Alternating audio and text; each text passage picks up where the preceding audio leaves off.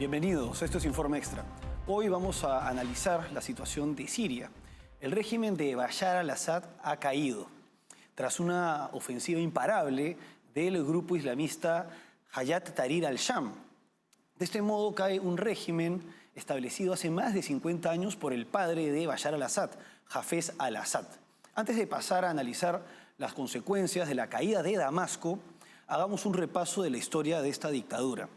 Para empezar, hay que tener en cuenta que Siria es un territorio culturalmente bastante heterogéneo. Si bien la mayoría es de tendencia musulmana sunita, hay bastantes minorías, empezando por la minoría alawita, quienes eran la élite gobernante y son una subrama del Islam de tendencia chiita. Pero también hay drusos, hay cristianos asirios y también hay kurdos. Todos estos grupos se encontraban integrados bajo el régimen de los Assad, hasta el inicio de la primavera árabe que condujo a la guerra civil en Siria. Sin embargo, antes de esto, durante varios años, durante siglos, fue parte del imperio turco. Es por ello que los turcos tienen bastante interés en este territorio. Turquía pierde en 1918 sus territorios en el Medio Oriente, incluyendo tanto en Palestina, donde se estableció el mandato británico de Palestina, que es otra historia, y Siria y Líbano, donde se establece el mandato francés sobre Siria y Líbano, que acaba, este territorio se establece, este mandato en 1920 y acaba después de la Segunda Guerra Mundial en 1946. Bueno, en 1963, mediante un golpe de Estado, llega al poder el partido Baas Socialista Árabe. Y un personaje que tuvo un rol fundamental en este golpe de Estado fue Hafez al-Assad, el padre de Bashar al-Assad, quien en 1971, mediante un golpe dentro del partido, establece su propia dictadura. Hafez al-Assad fallece en el año 2000 y el poder pasa a su hijo Bashar al-Assad, médico de profesión, específicamente oftalmólogo, formado tanto en la Universidad de Damasco como especializado en Londres. Bashar al-Assad ha gobernado 24 años y de estos más de la mitad ha estado su país en guerra civil. Recordemos que en el año 2010 estalla la llamada Primavera Árabe y con la Primavera Árabe caen varios regímenes, digamos, militares, dictaduras de tendencia laica, pero árabes, que provenían de la época de la Guerra Fría y que habían sido regímenes de alguna manera alineados con la Unión Soviética a pesar de proclamarse como estados no alineados. Bueno, cae de este modo con la Primavera Árabe, cae Ben Ali en Túnez, cae Mubarak en Egipto, cae Gaddafi en Libia, cae Ali Abdullah Saleh en Yemen. Pero en el caso de Siria, Bashar al-Assad, para impedir su caída, reprime de manera brutal las manifestaciones en contra de su régimen. Y esto deriva en una guerra civil bastante con miles de muertos y que generó decenas de miles de exiliados por la situación del país, de migrantes a otros países. Y bueno, este conflicto, digamos que de alguna manera se congeló durante algunos años, pero seguía latente, seguía el país en guerra.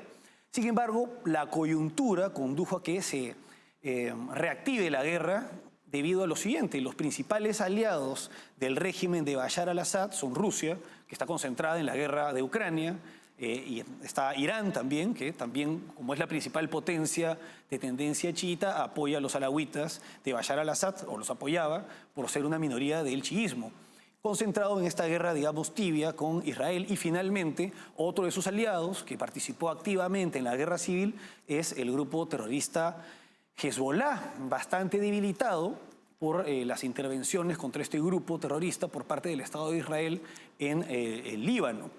Bueno, con la coyuntura de debilitamiento de sus aliados se ha dado esta ofensiva que ha conducido pues, a la caída del régimen de Bashar al-Assad tras más de 24 años en el poder.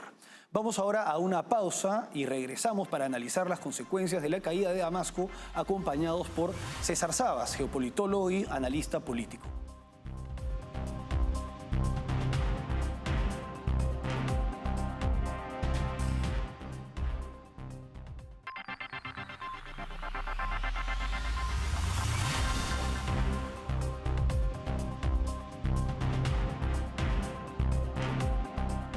Seguimos en Informe Extra. En el bloque anterior hemos analizado la historia del régimen de la familia al-Assad, quiénes son sus principales aliados y cómo empezó la guerra civil en Siria. Ahora analizaremos las consecuencias de la caída de Damasco, acompañados por César Sabas, geopolitólogo y analista político. César, gracias por acompañarnos. Gracias a ti, Oscar. Un gusto estar acá. Un gusto, igualmente.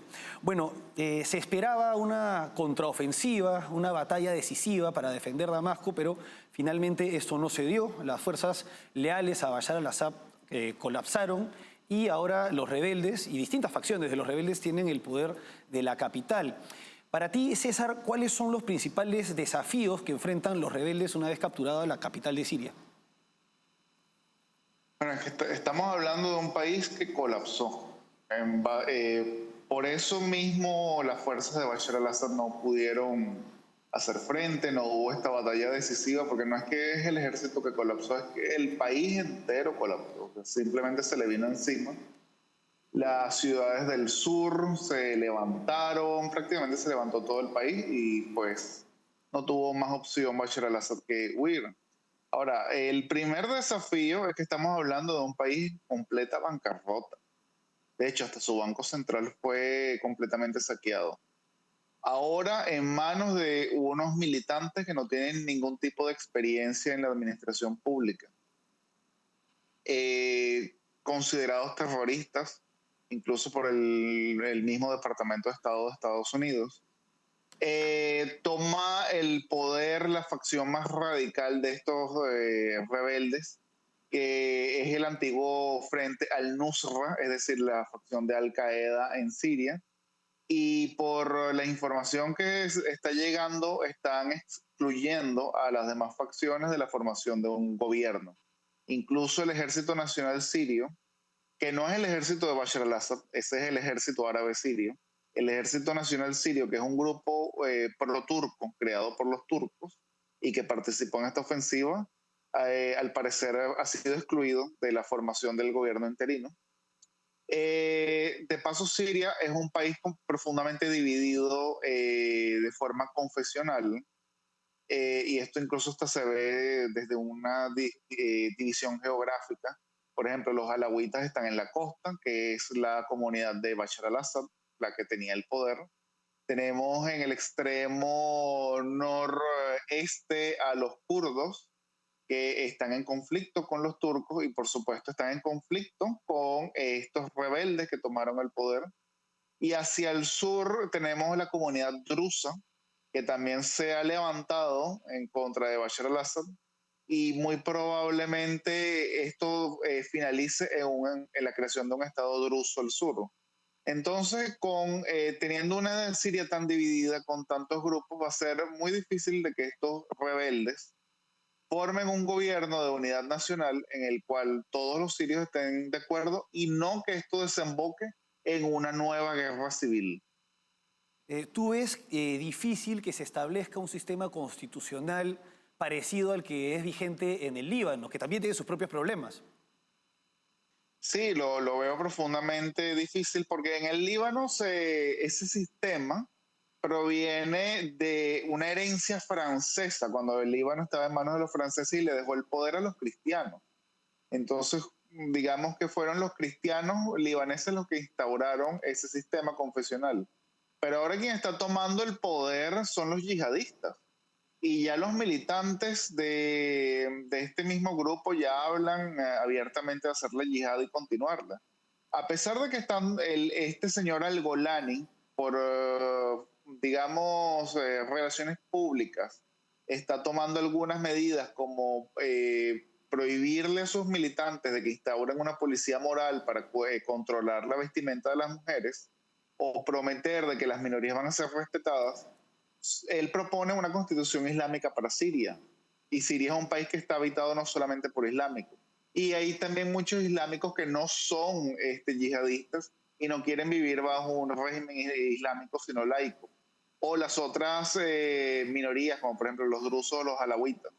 Entonces, el sistema que va a proponer Al-Golani, lo más seguro es que no va a ser aceptado. Y por ejemplo, otras minorías como los kurdos, que en estos momentos controlan los campos petroleros, y tienen el apoyo militar de Estados Unidos, no van a querer deponer las armas para, digamos, someterse a las órdenes de una persona que tiene todo un prontuario criminal por ser terrorista tanto en Siria como en Irak.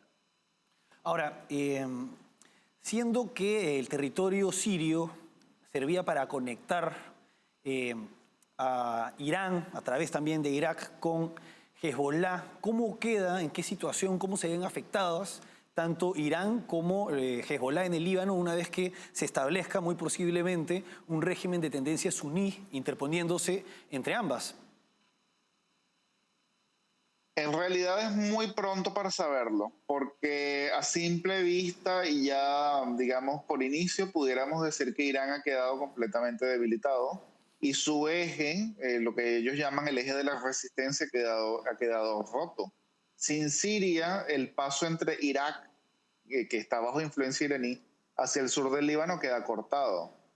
Pero el otro detalle es que no sabemos cómo van a reaccionar estos rebeldes ahora que instauren su Estado Islámico en Siria, porque si bien son de una confesión distinta a los chiitas, si bien han estado en guerra constantemente con los chiitas, si bien tienen profundas diferencias, también tienen enemigos en común. Esta gente que acaba de tomar el poder en Damasco no son nada amigos de Israel.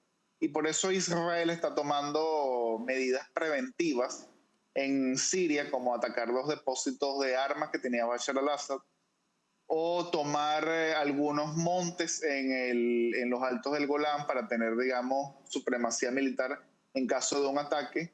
Entonces pudiera darse, no es seguro, pero pudiera darse algún tipo de entendimiento entre Irán y estos yihadistas para luchar contra un enemigo en común. E Irán le puede proporcionar a estos yihadistas tecnología de drones o misiles.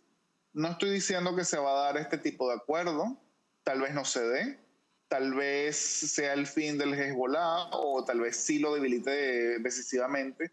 En un principio Irán debe quedar debilitado, su aliado Bashar al-Assad salió, pero viendo cómo se desarrolla el Medio Oriente y viendo lo volátil que es el Medio Oriente, viendo que estos yihadistas incluso quieren de alguna forma deshacerse también de la influencia turca, es probable que aprovechen y le digan a los iraníes, oh, mira, yo te puedo mantener la vía libre hacia el Líbano, pero tú me tienes que dar algo.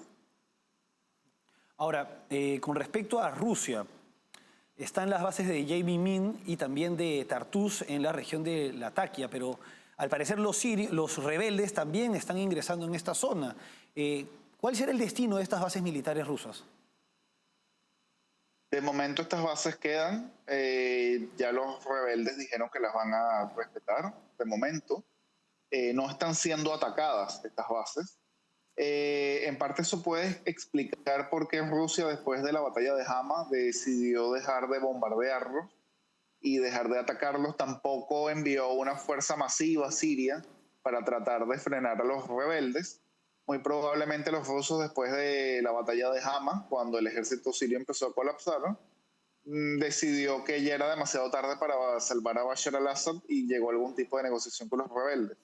Lo que pasa es que con los rebeldes, estos rebeldes, estamos hablando de nada más 10.000 hombres en armas. No es suficiente para controlar Siria. Y ellos mismos ahora no saben cuáles van a ser sus futuros amigos y cuáles van a ser sus futuros enemigos.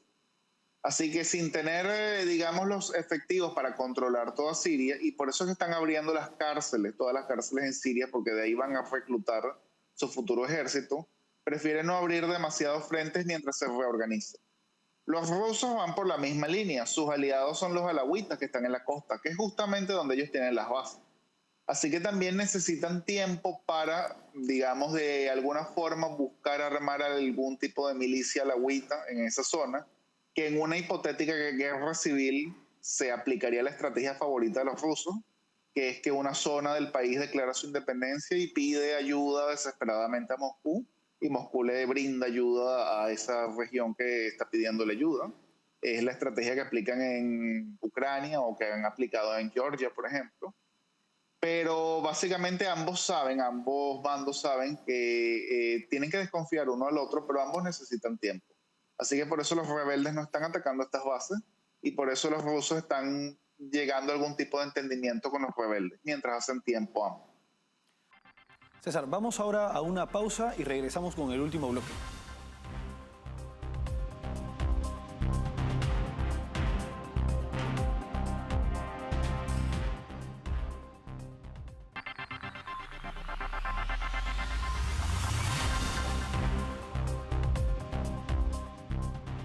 Seguimos en Informe Extra, acompañados por César Sabas, analizando la situación de Siria tras la caída de Damasco. César, el régimen de Bashar al-Assad era apoyado por varias minorías, digamos que en perjuicio de la mayoría sunita. ¿Cuál puede ser el destino de estos grupos una vez llegados al poder o consolidados en el poder, islamistas radicales, herederos pues del Frente al-Nusra y de Al-Qaeda? También era apoyado por una minoría sunita que era laica. Estamos hablando que el régimen de Bashar al-Assad, si bien era una dictadura brutal, una de las dictaduras más fuertes que ha habido, es también uno de los regímenes más profundamente laicos que ha existido. Y esto es muy importante resaltarlo porque estamos hablando del Medio Oriente, una zona demasiado influida por la religión. Estamos hablando de un régimen que se separó lo más posible de la religión, que incluso cambió la constitución de Siria para que un no musulmán pudiese acceder a la presidencia. Y esto precisamente en base a que su partido estaba conformado por minorías, fundamentalmente los alawitas.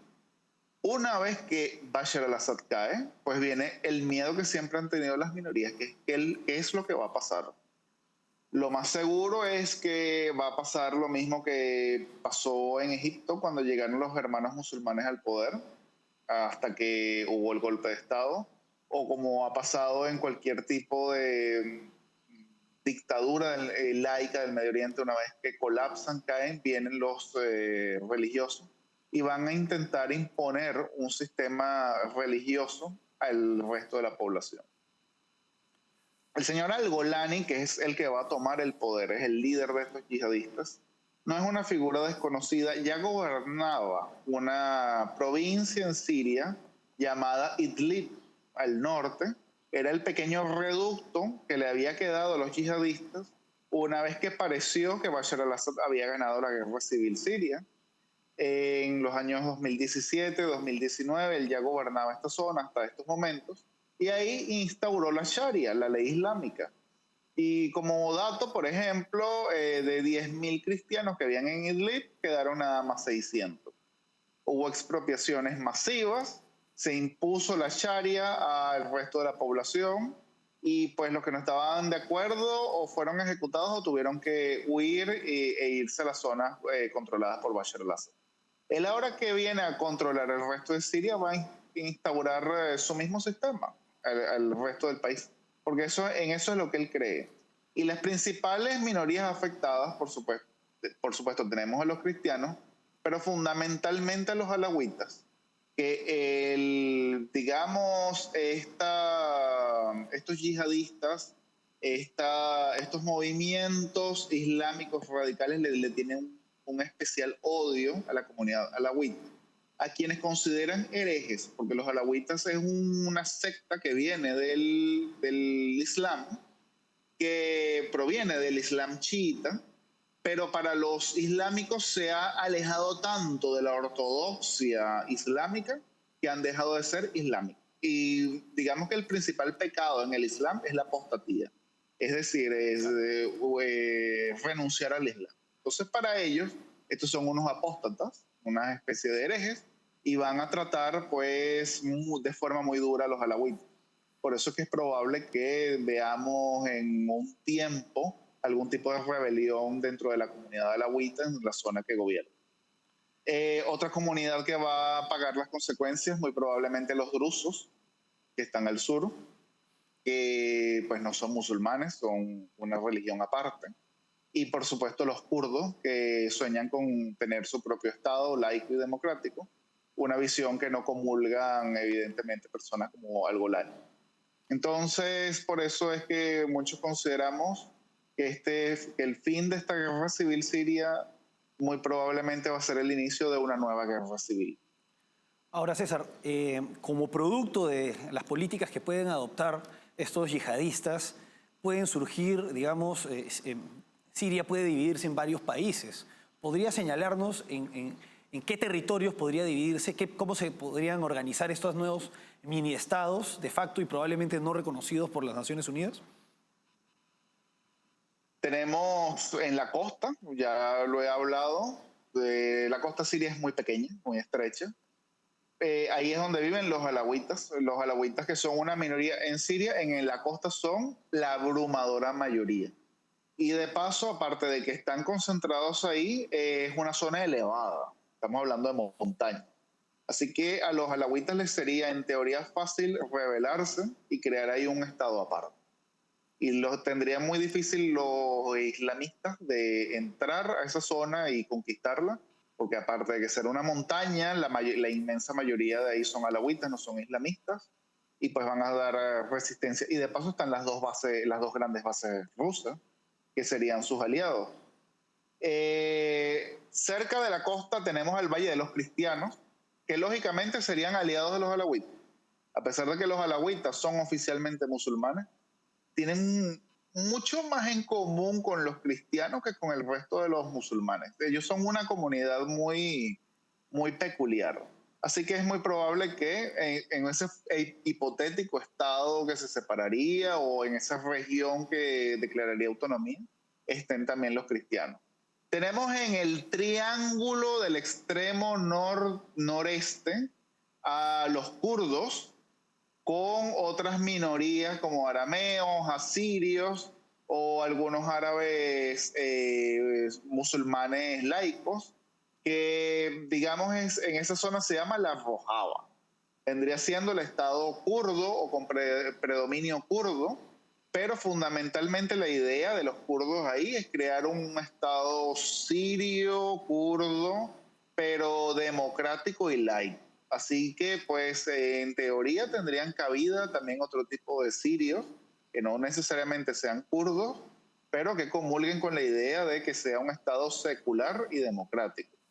Tenemos en el extremo sur a una zona que se llama el Jabal Druso, es entre Jordania e Israel. Y digamos que la visión israelí geopolítica es que ahí podría haber un estado druso.